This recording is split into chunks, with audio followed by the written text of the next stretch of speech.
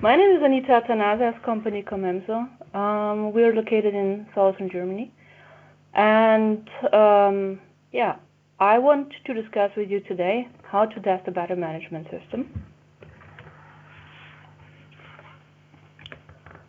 So first of all, we have to talk about what is a battery management system. So this is the ECU which observes the cells and cares for their health, and that the battery is safe and available for a long duration.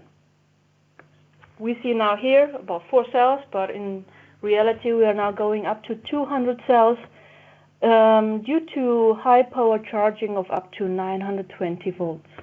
So therefore it's a big range of battery management systems, but all have the similar kind of way of test requirements. A BMS is from architecture, usually divided in 2 parts. It's a BMS slave, which makes the cell monitoring, and the BMS Master, which has the algorithm and mainly the intelligence. So then, what are the test requirements of BMS? So I want to go step by step through all the topics. First of all, we have the column monitoring. We have to monitor different parameters to be able to make then, based on this, the protection and the safety management. Additionally, to increase lifetime general management calculation, we need the intelligence. Okay, so here, for example, we start with the requirement of cell voltage monitoring to be able to detect overcharge and deep discharge of each cell, and to be able to increase that or to improve that, we do balancing for increasing lifetime. But also we have to make the state of charge calculation depending on the voltage and to make a judgment if this is a over voltage or a deep discharge cell, to make then action regarding to this. What is the challenge for this topic? So when we check, we have on the right side we can see a table of a state of charge value in percent and the voltage. So when we look at a 20 to 80% range, so we can see it's less than 200 millivolt range where we can make the judgment of the percentage. So when we calculate this is about 3 to 3 millivolts per 1%. So this means we have to make a high accurate cell voltage measurement by BMS, and therefore even a better cell voltage emulation. So more than double, it should be better. Therefore we have the requirement to be at least plus minus 1 millivolt from the accuracy.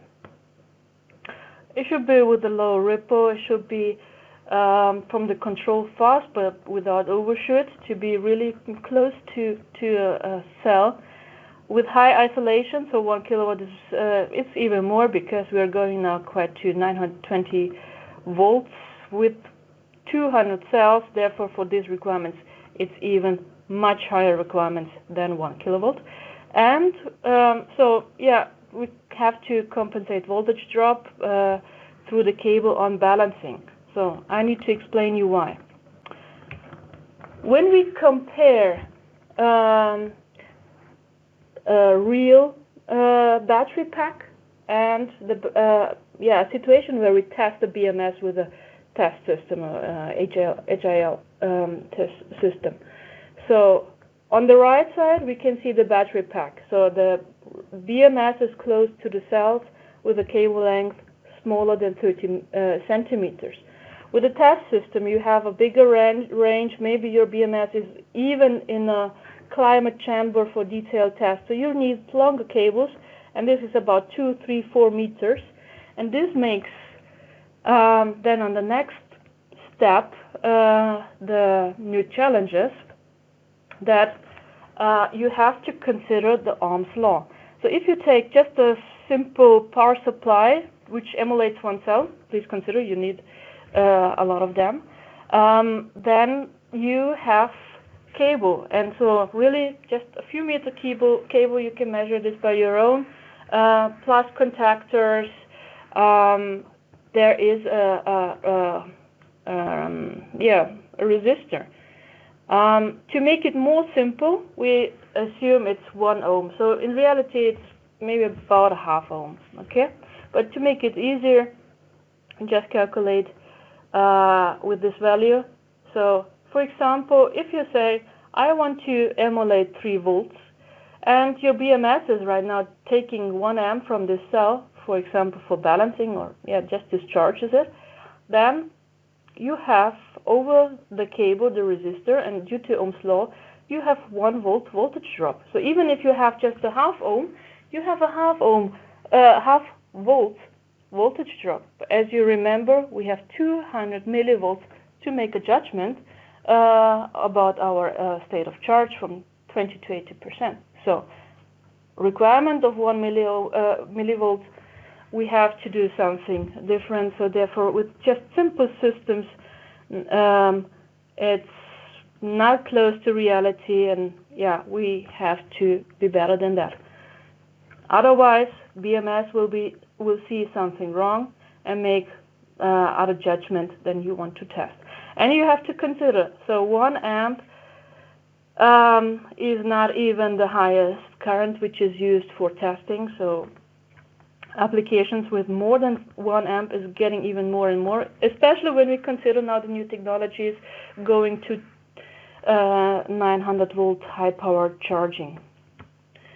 So, but what we have to consider when we are talking about all these currents going from cells and with the current values, so this is due to cell balancing. There are 2 different methodologies. We have the passive cell balancing, and we have the active balancing. I want to explain you some differences. So for the passive balancing, you just discharge the cells on the level of the lowest value of the cell. So your bad cell makes the average, or it makes the quality of the whole system. So you have this discharge and you have losses. So this is really you lose your energy to bring them on the same level, and only if you have them on the same level you can charge them again and bring all then to your 100% full. Otherwise, the fullest will be the limiting, because you cannot push it, and this will keep empty. So then you have the risk cell will go down, it gets damaged. Therefore, we need the balancing, at least the passive. If you have the active, it's even better. So you discharge from the highest to a lower. So this is a methodology which is more expensive. So there are also different kind of ways how to do this. But on the other side, it's the most efficient, where you save energy and don't waste it like we do at passive balancing. Okay? So it's a question of cost and algorithms. So this is decided then by the specification of the BMS. When we put this to our testing, how to test this, so then we have to, like when we do active balancing with pushing from a high cell to the lower, we have to push some current inside, or we have to get the current to bring it to the lower cell. Okay? So this is always the point of view from the cell, how it should behave. Then we should not just make balancing, we should be also able to validate this. So therefore the question is how to verify balancing algorithms. So you have to ensure that you don't make irregular charging balancing or too little balancing to keep the efficiency, and so could also make your cells disadvantages. So this is some topics on the chemistry. I'm not the kind of person who is very deep in the chemistry, so I'm from electronic side. But this is what I have learned according to this topic. Therefore, this is something you have also to consider, how to verify also the balancing algorithms in detail to observe this. The next point is to check the deep discharge topic. So what can also be a root cause of deep discharge topic, and how to observe this. When you consider, for example, your application and you have different kind of vehicles, I like this example of a motorbike, which is electric, for example. So when you have this for a couple of months in the winter in your garage, you have to ensure that even in that case, your battery is not going to be damaged. So how to ensure that the BMS is going sleep reliable, and not that the BMS is awake and draws it's due to squeezing current the battery empty over a long period. Even if it's not much, but over a long period, it can really discharge the battery and damage it. Therefore, you should be able to observe every channel for BMS. How is the squeezing current, and if it's going sleep down correctly in every kind of state, even if you have a combination of different cell states. So, because otherwise you will have a low battery. But so what happens if your bike says it's low? After some time, we have also with the electric cars, you have to consider people going vacation, some go travel a long time, keep their car coming back, and if a battery with a lot of €1,000 or dollars is going to be damaged, this is really not good state.